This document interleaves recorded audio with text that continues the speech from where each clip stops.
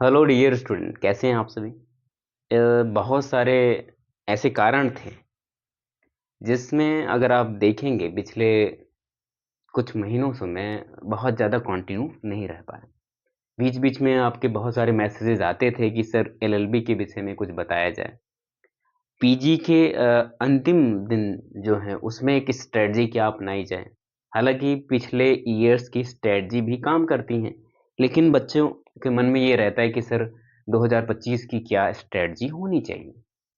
लेकिन हमें एक बात समझनी चाहिए कि जितने भी सीयूटी पीजी के बच्चे हैं, खासकर एलएलबी के जो बच्चे हैं, आप अगर बीएचयू एलएलबी टारगेट कर रहे हैं, डीयू एलएलबी टारगेट कर रहे हैं या सेंट्रल यूनिवर्सिटीज़ में गलवार यूनिवर्सिटीज़, साथ-साथ एमपी, अगर आप टारगेट कर रहे हैं एक पीजी कि आप भई आपका पीजी अच्छे सेंट्रल यूनिवर्सिटीज़ हो जाए, खासकर आप बीएचयू को देखते हैं, डीयू को देखते हैं, जेएनयू को देखते हैं, है ना? आप हैदराबाद यूनिवर्सिटी को देखते हैं अलग-अलग कोर्सेज़ को लेकर। अगर साइंस वाले हैं तो और यूनिवर्सिटीज़ हैं इसमें। तो अगर बात करें तो एलएलएम हो गया, एमकॉम हो गया, एमएससी हो गया, एलएलबी हो गया, है ना? हालाँकि एलएलबी यूजी कोर्सेज़ हैं लेकिन पीजी में एंट्रेंस कराया जाता है। तो लास्ट की स्ट्रैटेजी जो हमसे बहुत बच्चे पूछते हैं, मैं हमेशा हर बच्चों से कहता हूँ कि देखो स्ट्रैटेजी हमेशा आपके सिलेबस पर डिपेंड करती है। हमने कहा था कि सिलेबस हर अगर हम एलएलएम का सिलेबस देखें तो बहुत ब्रॉड है। एलएलबी का सिलेबस देखें तब भी वो ब्रॉड है क्योंकि जो ग्रेजुएट बच्चे होते हैं अलग-अलग स्ट्रीम से आते हैं। कोई आर्ट का होता है, कोई साइंस का होता है, कोई कॉमर्स का होता है और इस बार जो एलएलबी पीजी का सिलेबस है आपने अगर देखा है, अगर नहीं देखा तो एक बार सिलेबस ज़रूर देखो। तो आप देखेंगे कि सब कुछ जेनेरिक है। बीए वाले कुछ जो हिस्से हैं आपके एलएलबी के उन्होंने पढ़ रखा है, लेकिन बाकी जो स्टूडेंट्स हैं जैसे कि मैथ वाले हैं, तो उनको नुकसान नहीं, वो उन्होंने भी मैथ पढ़ रखा है।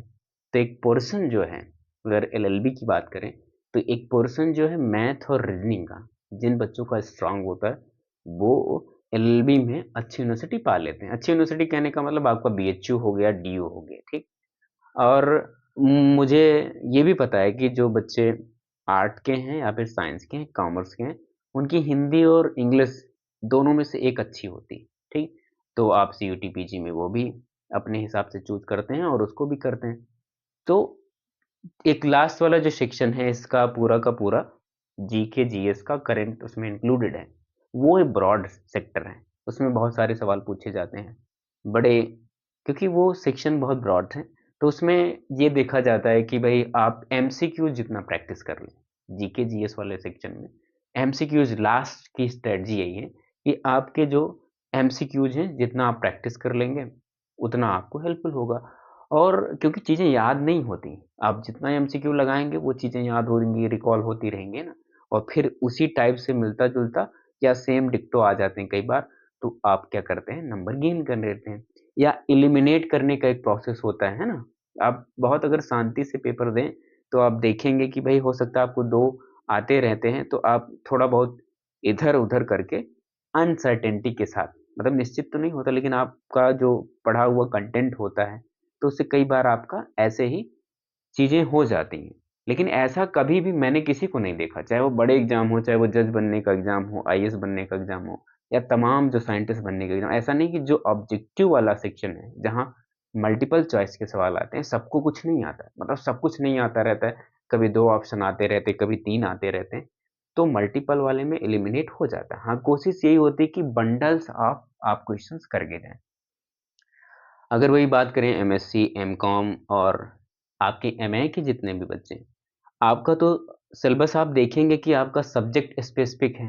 आप एमए में पॉलिटिकल साइंस से कर रहे हैं, हिस्ट्री से कर रहे हैं, ज्योग्राफी से कर रहे हैं, तो आपने सिलेबस तो देख रखा है। हम कोशिश यही करेंगे कि लास्ट के जो दिन हैं, उनमें एमसीक्यू प्रैक्टिस बहुत ज़रूरी है, क्योंकि मुझे लगता है कि एक याद करने का सबसे अच्छा तरीका है, क्योंकि हम जब याद करने बैठते हैं, तो हमारे पास कुछ ही हम कंटेंट याद कर पाते हैं, तब तक हमारा समय बीत जाता है।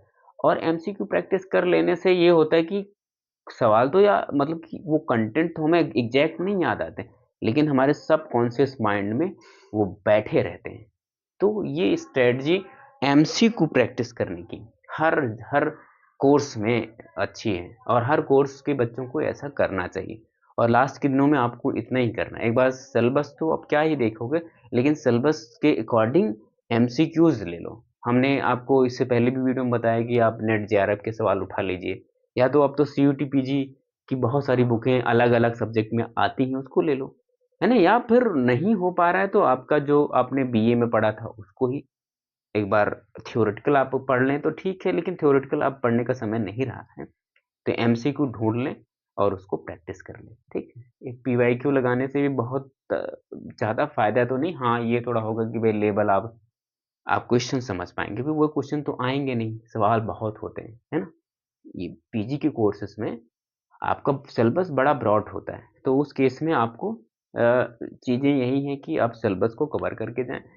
कोशिश ये करें कि जो आप मैक्सिमम सवाल लगा के जाएँ, ठीक? अगर आपको फिर भी अगर कोई डाउट हो और कोई भी सवाल हो, कोई भी डाउट हो, आगे हम करियर पे भी बात करेंगे, तमाम वीडियोज़ आएँगी।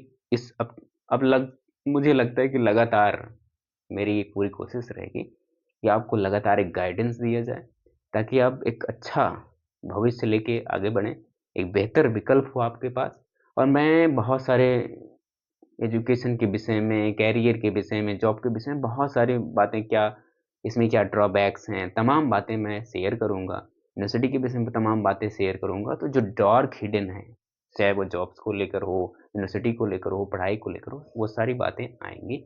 फिलहाल अभी आप सभी को बेस्ट ऑफ लक कि आप अच्छे से तैयारी करें और अपना एग्ज़ाम फोड़ें। Thank you.